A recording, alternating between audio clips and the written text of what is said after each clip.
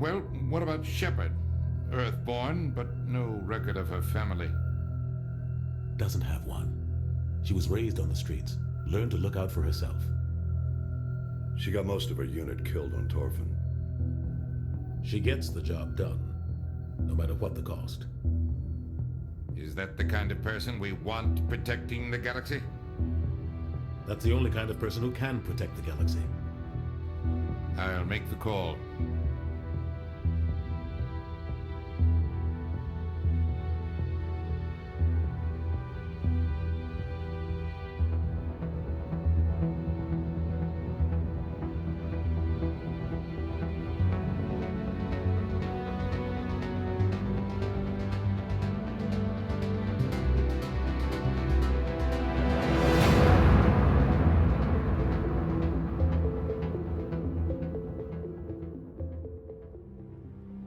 Just another routine mission.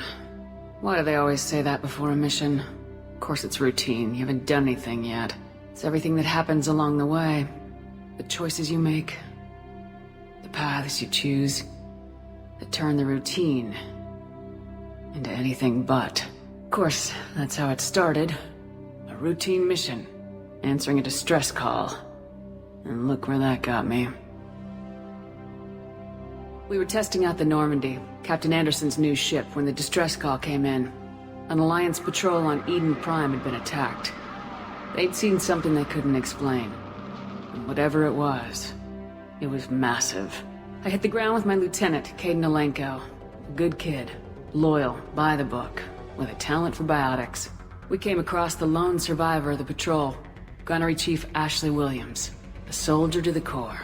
Tough, disciplined, ready to take on whatever came her way. Ashley joined up with us and took us to the spot where she lost her squad. That's when we saw it. The ship. Like nothing I'd ever seen. It was massive, scorching the colony and everything around it as it blasted away. We followed the path of destruction to an artifact, a beacon left by a long-dead race called the Protheans. The colony had dug it up, and whoever attacked them had tried to take it. Lieutenant Alenko made the mistake of getting too close. It hit him with some type of energy. I grabbed him and threw him out of the way. That's when it hit me. Hard. Every muscle in my body went rigid. I couldn't move. Could barely breathe. Everything went black. And then I saw something. A vision. Dream. A nightmare.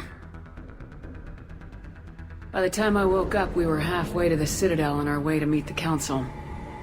I was expected to explain what I'd seen. Anderson came along.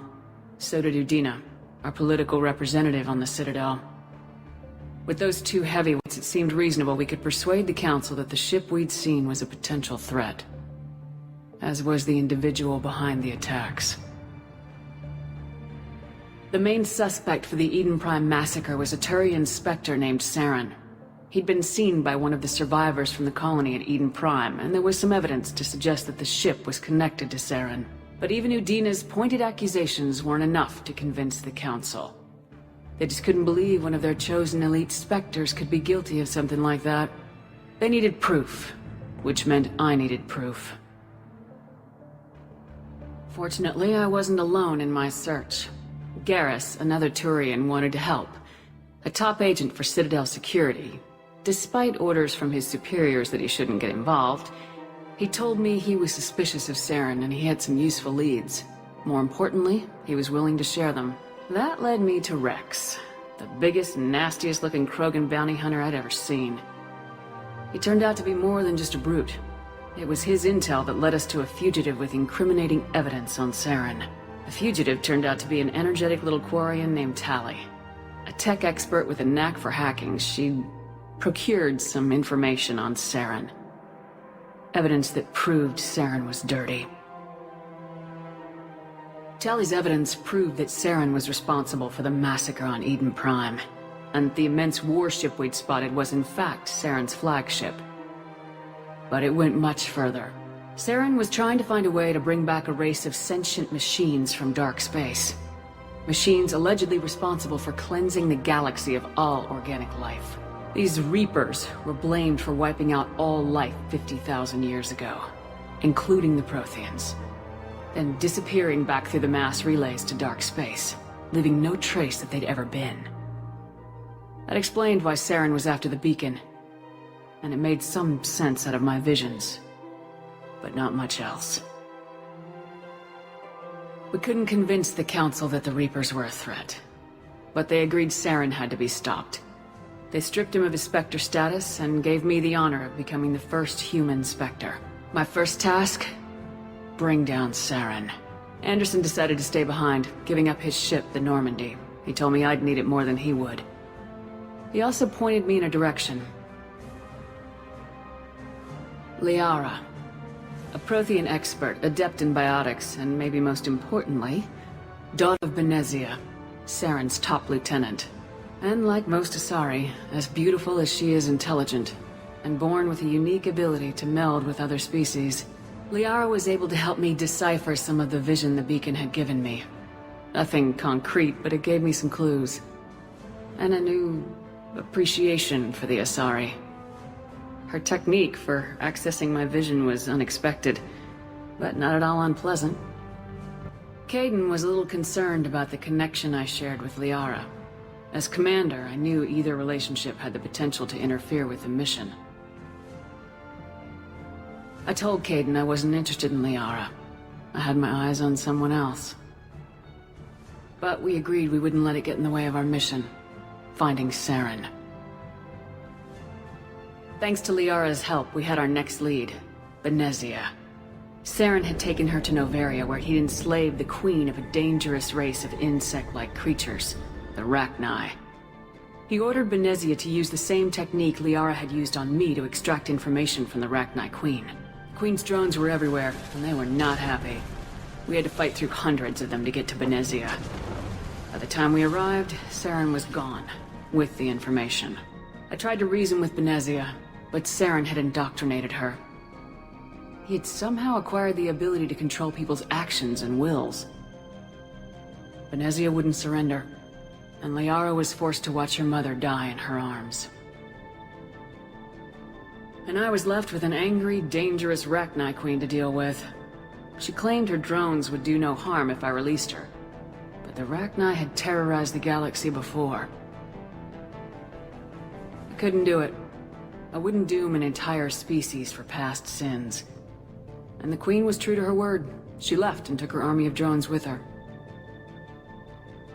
With Saren's top lieutenant dead, he was quickly running out of time and places to hide. I tracked him down at his base on Vermeer, but we soon learned it was more than a base of operations. It was a breeding ground. Saren was breeding an army of Krogan. He'd found a cure for the genophage, a disease inflicted on the Krogan to prevent them from breeding and taking over the galaxy. But the Krogan Saren was breeding were slaves, mindless beasts that obeyed Saren's will. I had to destroy the base and all its research.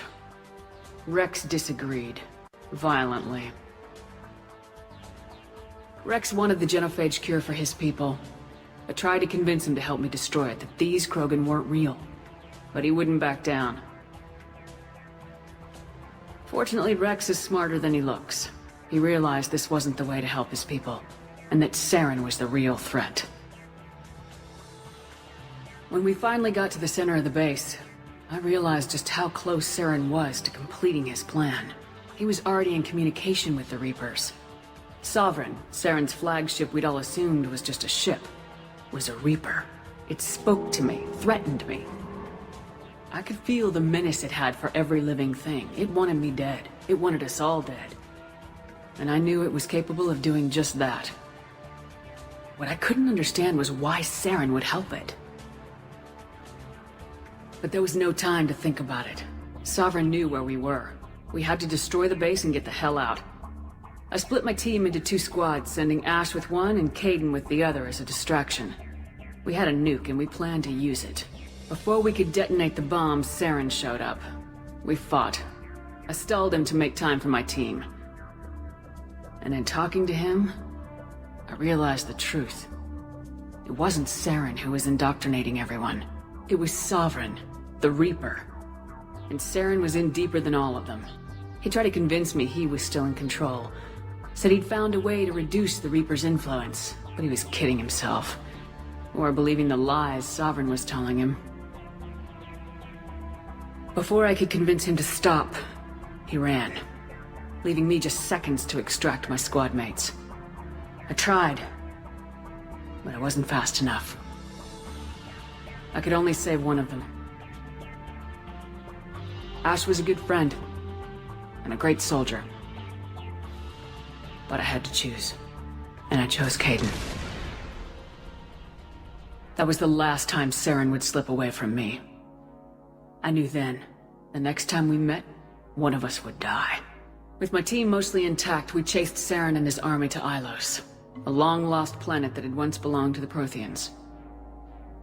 As we prepared for what we knew would be a desperate fight, I spoke to my crew. We were just one ship, against Saren's growing army. I assured them all that despite the odds, we could defeat him. But Kaidan saw through my words. He knew I was hurting after Ash's death. He could sense my doubts. We both knew this mission could be our last. Until that moment, we put our feelings aside for the sake of the mission. But why wait? We gave in to each other. And it was perfect. While it lasted. We arrived on Ilos close behind Saren. Once on the planet, we discovered a Prothean databank that helped me put the final pieces of my vision together. The Reapers had come 50,000 years ago, and every 50,000 years before that, each time purging the galaxy of life. The Protheans had fought and died like every species before them, but a few survived long enough to leave a parting gift. The Protheans had discovered that the Citadel was the key to controlling the mass relays. By sabotaging the Citadel, they found a way to close the relays to dark space, slowing the Reapers' return, giving us the time we needed to find a solution to stop the Reapers once and for all. Saren knew this.